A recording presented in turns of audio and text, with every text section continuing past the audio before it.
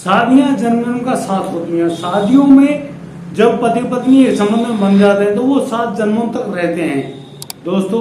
लेकिन छोटी छोटी बातों को लेकर फिर उन दोनों में अक्सर झगड़े भी अक्सर होते हैं। और दोस्तों इन झगड़ों की वजह से कभी कभी वो दोनों एक दूसरे से अलग भी हो जाते हैं। और जब वो एक दूसरे से तलाक लेते हैं तब उनको महसूस होता है कि यही वो इंसान था जिसके साथ मैं सुखी रह सकता हूँ या रह सकती हूँ। और फिर क्या होता है, फिर उनको अलग अलग जीवन साथी चुनने पड़ते हैं और उनके साथ सुखपूर्वक रहने की कोशिश करनी पड़ती है, लेकिन वो खुश नहीं रह पाती हैं दोस्तों। ऐसा ही एक मामला सामने आया जब 1.5 साल पहले एक पति पत्नी एक दूसरे से तलाक लेकर अलग हो गए, लेकिन वो लोग अलग नहीं जिंदगी जी पाए। फिर दोनों ने एक साथ रहने का निर्णय किया।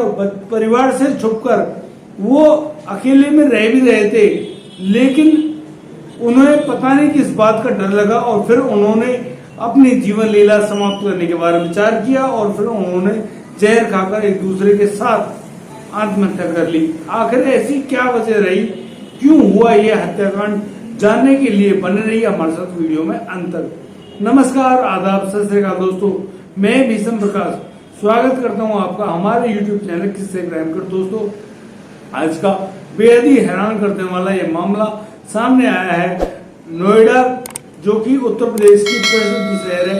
नोएडा के सेक्टर 122 में रहने वाले एक सूरज जो होते हैं, सूरज के पास उनके दोस्त तरुण के माता पिता का फोन आता है और कहते हैं कि बेटा एक बार सूरज के घर जाकर देखो कि सूरज यहाँ के एक फ्लैट में किराए पर रहता है, वह पिछले 2 दिनों से फोन नहीं उठा रहा है। वह मकान का जो दरवाजा होता है वह अंदर से बंद होता है, लॉक होता है। दोस्तों जब उस दरवाजे को खोला जाता है तो सूरज की आंखें फटी की फटी रह जाती हैं। वह देखता है कि वहीं बेड पर तरुण और उसकी पूर्व पत्नी सरिता मृत पड़े हुए हैं। तरुण और सरिता को देखकर कहीं से भी ऐसा नहीं लगता कि ये लोग आत्महत्या कर सकते हैं। दोनों नहाए धोए प्रतीत होते हैं और यहाँ पर सरिता की मांग में सिंदूर भरा हुआ है। दोस्तों इतने में ही जो सूरज है वो पुलिस को पास फोन करता है और तरुण के परिवारजनों के पास भी फोन करता है।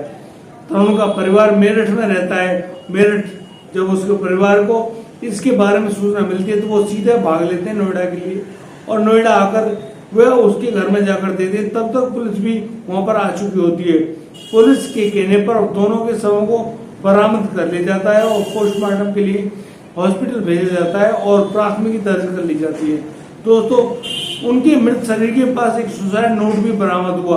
उस सुसाइड नोट में लिखा हुआ था कि उस सुसाइड नोट में तरुण लिखता है कि मैं आप लोगों से बिल्कुल परेशान नहीं हूँ, मेरे परिवार को बिल्कुल भी तंग नहीं किया जाए, यहाँ पर मैं खुद से ही परेशान हूँ, मैं नहीं चाहता कि मेरी शादी किसी से हो, पता नहीं क्यों हम दोनों के संबंध खराब हो गए।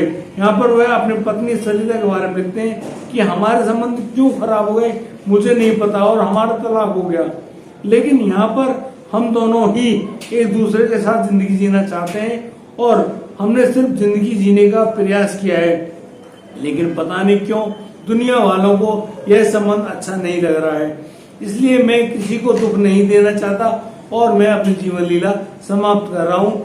मैंने इस सुसाइड नोट में सभी कारण, अपने बैंक के पासवर्ड और ATM की पिन वगैरह सभी के बारे में बता दिया है। आप लोग इन सब चीजों को देखकर जो भी पैसे मेरे अकाउंट में है उनको निकाल लीजिए। दोस्तों यहाँ पुलिस भी हैरान रह जाती है उस सुसाइड नोट को पढ़कर, आखिर ये क्या है, क्यों है। तरुण के माता पिता से भी पूछा जाता है। यहाँ पर तरुण के माता पिता भी बताते हैं कि हमारे जो बेटा है जिसकी शादी करीब 3 साल पहले मेरठ की रहने वाली एक लड़की होती है सरिता से हो जाती है और सरिता को पाकर दोनों खुश होते हैं। पता नहीं क्यों दोनों में कुछ अनबन हो जाती है और इसी अनबन के चलते यहाँ पर जो सरिता है वह अब तरुण से तलाक लेने की अर्जी दायर कर देती है कोर्ट में।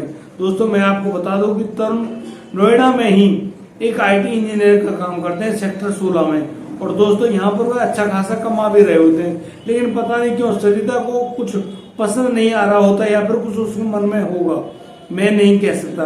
दोस्तों फिर करीब 1.5 साल पहले दोनों के तलाक भी हो जाता है। दोनों एक दूसरे से पति पत्नी के संबंध में दोनों एक दूसरे से अलग भी हो जाते हैं। लेकिन यहाँ पर जो सरिता है वह अपने पूर्व पति यानी कि तरुण से बार बार मिलने आती है और वे दोनों आराम से मिल भी रहे होते हैं। दोस्तों, यहाँ तरुण कहीं अकेलापन महसूस ना करे इसलिए उसके माता पिता उसकी शादी कहीं और जगह तय भी कर देते हैं, यानी कि अब तरुण का किसी और लड़की से संबंध हो गया है। लेकिन यहाँ पर तरुण भी उस संबंध से खुश नहीं था, वह भी सरिता के साथ ही रहना चाहता था। और दोस्तों, वो दोनों नोएडा के सेक्टर 122 में अपना एक फ्लैट लेकर रह भी रहे होते हैं पति पत्नी के रूप में। और दोस्तों, उस रात को उन दोनों ने ठीक ढंग से स्नान भी किया और फिर तरुण ने सरिता की मांग भी भरी अपनी हाथों से और फिर दोनों ने जहर खा लिया। जहर खाने के बाद दोनों की मौत हो गई। दोस्तों, ये बेहद ही हैरान कर देने वाला है।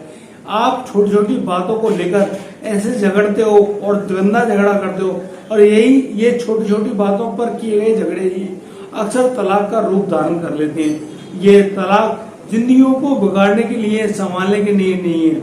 दोस्तों, जीवन में बहुत बार ऐसे मामले भी सामने आते हैं जब हम लोगों को काफी संवाई बरतनी पड़ती है, समझदारी दिखानी पड़ती है और कुछ बातों को भूल जाना भी पड़ता है। लेकिन जब इंसान अपनी बातों पर जिद पकड़े रहता है तो फिर उनका जो अंत है वह इतना ही दर्दनाक होता है।